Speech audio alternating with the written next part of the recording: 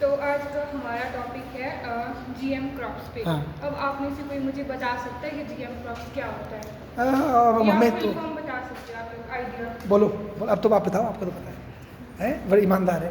Genetically modified crops है ma'am, शायद आप बताओ। इसकी फुल फॉर्म है जेनेटिकली मॉडिफाइड क्रॉप्स, ठीक है। Crops। अब ये क्या होता है, वह वे फसलें जिनके डीएनए में जानबूझकर बदलाव किया गया है, Good। आमतौर पर आनुवंशिक इंजीनियर तकनीकों का उपयोग करके। अब शाबाश। डीएनए क्या होता है, क्योंकि इस टॉपिक को समझने में जो साइंस की जो छोटी छोटी चीज़ें वो हाँ। हमें पता होनी ज़रूरी रुको है। मैं पूछता हूँ, बताओ भैया बच्चों को। ये सर आप तो सैनिक भी हैं, ये डीएनए सुना? डीएनए सुना तो होगा। डीएनए क्या होता है? डीएनए जो हर एक जो प्राणी में person होता है उसके हाँ। अंदर मतलब 80 to 90% शायद सेम ही होता है, थोड़ा बहुत अलग होता है। हर एक इंसान के अंदर।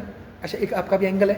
यस मैडम, आप में से कोई डीएनए? बेटा आप बताओ, सुनो डीएनए कौन बोलेगा? आप बोलेंगे डीएनए? यस बोलो भाई। सर डीएनए होता है डीऑक्सीराइबोन्यूक्लिक एसिड, हाँ। ये हर बॉडी में पाया जाता है। ओके। ये रिस्पॉन्सिबल होता है क्रोमोसोम इत्यादि बनाने की बॉडी में। अच्छा यही सर इसी से ही बोन मैरो इत्यादि बनाए जाते हैं सर। अच्छा। पर्टिकुलर इंसान का डीएनए अलग होता है सर। अच्छा, और इसी से हमारे बॉडी के ट्रेट वगैरह भी दिखते हैं ना, क्या डीएनए? अच्छा ठीक है, अनुवांशिकी बोलते हैं इसको, है। अच्छा बेटा शाबाश, बोलो।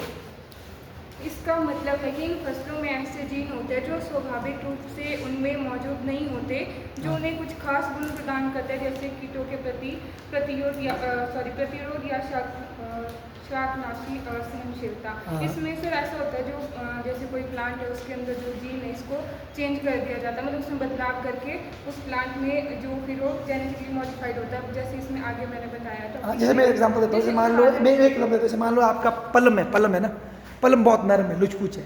हम क्या करेंगे, पलम के अंदर कुछ टमाटर नहीं, इसके आलू के कुछ डाल देंगे जीन, ताकि टमाटर कैसा हो जाए, सॉरी पलम कैसा हो जाए, थोड़ा आलू टाइप सख्त हो जाए और लंबा बिके।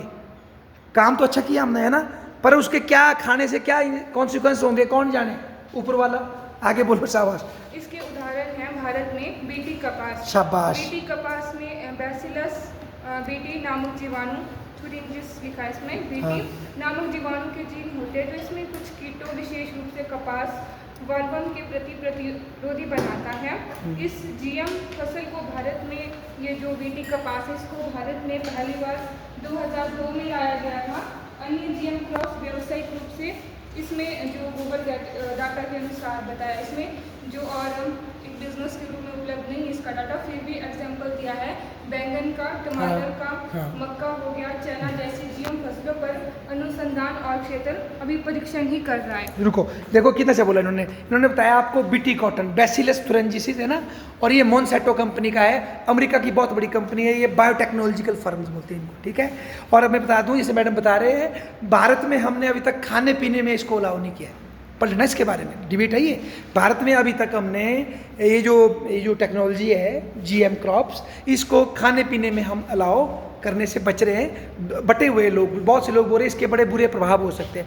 अमेरिका एक ऐसा देश है जहाँ बीटी खाने में, मतलब ये जेनेटिकली मॉडिफाइड चलता है, खाते हैं लोग, पर अमेरिका में लोग ये मांग करते हैं कि मैं जो खाऊं उस पर लेबल लगे कि ये जेनेटिकली मॉडिफाइड है या नेचुरल है, समझे आप। यूरोप में तो लेवल लगता है कि भाई ये ब्रेड बना है किससे बना है। तो भारत में अभी बटे हुए हैं हम लोग। कई लोग कहते हैं कि इसके बुरे परिणाम हो सकते हैं, मत खाओ, कई बोलते हैं नहीं खाओ, ये अच्छा, ठीक है। आगे बोलो। शाबाश। जीएम क्रॉप क्यों इम्पॉर्टेंट है? हाँ। अब इसका जो है ये कई कारणों से ज़रूरी हो सकता है। मुख्य रूप से खाद्य उत्पादन में सुधार और कृषि चुनौतियों का समाधान करने से संबंधित हो सकता है। गुड। इसमें जो फर्स्ट पॉइंट है वो है बढ़ी हुई पैदावार और खाद्य सुरक्षा। जीएम फसलों को अधिक उपज देने के लिए तैयार किया जाता है, जिसका अर्थ है कि समान भूमि से अधिक खाद्यान्न प्राप्त किया जा सकता है। सेकंड है उन्नत पोषण मूल्य। जीएम फसलों को आवश्यक पोषक तत्वों जैसे विटामिन और खनिज के उच्च स्तर तक संशोधित किया जा सकता है। कीट और रोग प्रतिरोधक क्षमता। जीएम फसलों को विशिष्ट कीटों और रोगों के प्रतिरोधी बनाया जा सकता है, जिसमें रासायनिक कीटनाशकों और कीटनाशकों की आवश्यकता कम हो जाएगी। मतलब जो ये जीएम क्रॉप्स है ना, इसमें जो जैसे बीमारियां वगैरह है उसको कम किया जा सकता है। गुड। एवं रोग प्रतिरोधक क्षमता। शाकनाशी सहिष्णुता। जीएम फसलों को विशिष्ट खरपतवारनाशकों के प्रति सहनशील बनाया जाता है, जिसमें किसान खरपतवारों को अधिक प्रभावी और कुशलतापूर्वक नियंत्रित कर सकते हैं। मान लो कोई ऐसा सेब बन जाए GM एप्पल, वो आपने लगाया, आपको स्प्रे करने की जरूरत ही नहीं है। कई दिन स्प्रे, जो कितनी सारी स्प्रे होती है, आपको जरूरत ही नहीं है, तो एक बार लगा लिया, थोड़ा सा महंगा होगा, उसे बीमारी नहीं लगेगी। ठीक है, तो ये ऐसा करके बेच रहे हैं इसको कि ये ऐसा फायदा है इसका। आगे बोलो, शाबाश। इसमें जुताई कम हो सकती है, इसमें मृदा संरक्षण और कटाव को कम करने में मदद मिल सकती है। ठीक है। इसमें हाथ से निराई करने की आवश्यकता भी कम हो जाएगी, जिससे किसानों की समय और श्रम की बचत होगी। ठीक है जी। और उसके बाद है पर्यावरणीय लाभ।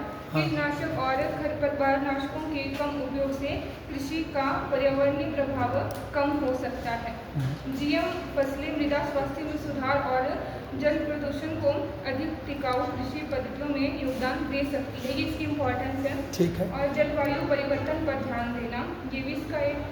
GM फसलों को प्रतिकूल मौसम की स्थिति जैसे सूखा या अत्यधिक तापमान का सामना करने के लिए तैयार किया जा सकता है। अच्छा, फर्क नहीं पड़ेगा उनको। यही चीज़ है कि अगर हम किसी जो प्लांट है उसके जीव को अगर उसमें बदलाव करते हैं तो उसको किसी भी स्थिति के लिए तैयार किया मतलब सेब जो है कुल्लू में लग जाएंगे फिर ना, गर्मी में कोई चक्कर नहीं होगा उससे। अच्छा, फिर सूखा सहिष्णु फसलें शुष्क और अर्धशुष्क क्षेत्रों में किसानों को पानी की कमी के बावजूद खाद्यान्न उत्पादन जारी रखने में मदद कर सकती है। ठीक है।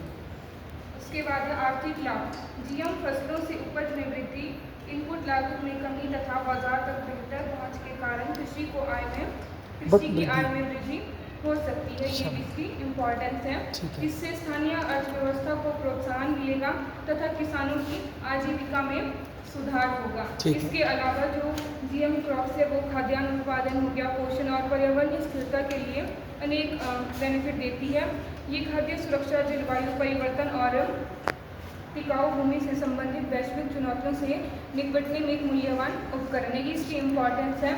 और उसके बाद इसके फायदे और नुकसान भी बताए। कुछ नुकसान बताओ, नुकसान क्या होगा? क्योंकि फायदे तो हमने काफ़ी कर लिए, पर हमेशा फायदा थोड़ी होता है, नुकसान बताओ। इसका है संभावित स्वास्थ्य जोखिम।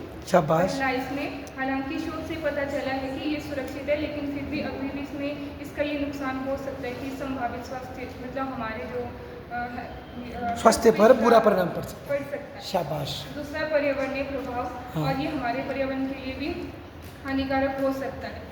और आर्थिक चिंताएं, जैसे बीज पेटेंट होने से किसानों की लागत बढ़ सकती है। पहले तो प्लांट में जीन को चेंज किया जाता है, बट धीरे धीरे जो GM क्रॉप्स है वो बीजों में भी हो सकता है। इसका मतलब पता क्या हो रहा है? आप सुनो, आप जो वंदना शिवा बोलती है कि पता नहीं, आप बच्चे अब यहाँ में ज़्यादा सेब भी लगाते होंगे, सब्जी वाले भी है कई, आप देखेंगे कोई बीज मिलते हैं, देखो खरीदते हैं बीज। कौन से बीज खरीदते हैं आप? किसान है, छली का बीज खरीदते हैं कि अपना होता है आपका? छली लगाते हैं कि नहीं? कौन है आप में से जो छली लगाते हैं? थोड़ी बहुत नहीं लगाते, कोई भी नहीं, सारे सेब वाले लगाते हैं। अच्छा, आपके पास अपना बीज होता है कि खरीदना पड़ता है? अच्छा, ये जो GM क्रॉप जब आप जो ये जो नई कंपनियों के जो बीज लेंगे ना बेटा, वो फिर आप बचा नहीं सकते, वो मर जाते हैं, फिर नए लेने पड़ते हैं। और फिर क्या होगा, आपको उस दवाई उस कंपनी को पैसे देने पड़ेंगे और फिर नए बीज लेंगे आप। जो आपके पास फ्री में घर में सुखा के होते हैं वो खत्म हो रहे हैं, और फिर वो कंपनी पैसे लेगी। मान लो कहीं आपने उसको रख लिया और कहीं से उसको पैदा कर भी लिया, तो कंपनी आप पे केस कर सकती है कि आपने चोरी किया, ये हमारा है, पेटेंट कर देगी ना, वो मालिक बन जाएगी, आपको उसको पैसे देने पड़ेंगे। तो ये खतरा बढ़ सकता है, ऐसा बोल रहे हैं मैडम। शाबाश, आगे बोलो। चौथा है नैतिक विचार, और पांचवा है सीमित स्वतंत्र अनुसंधान। ये भी इसके कुछ नुकसान है, काफ़ी डीपली मैंने भी इस पर रिसर्च करा है। हाँ। मैंने इसके नुकसान पॉइंट लिखे हुए, ठीक है।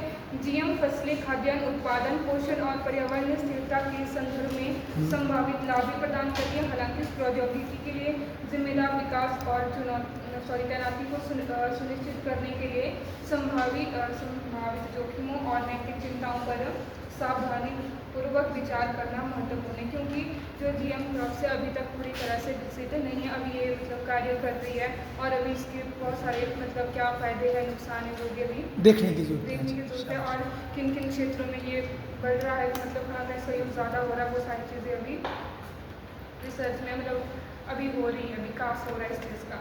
और बस सर इतना ही। ठीक है, धन्यवाद बेटे, शाबाश।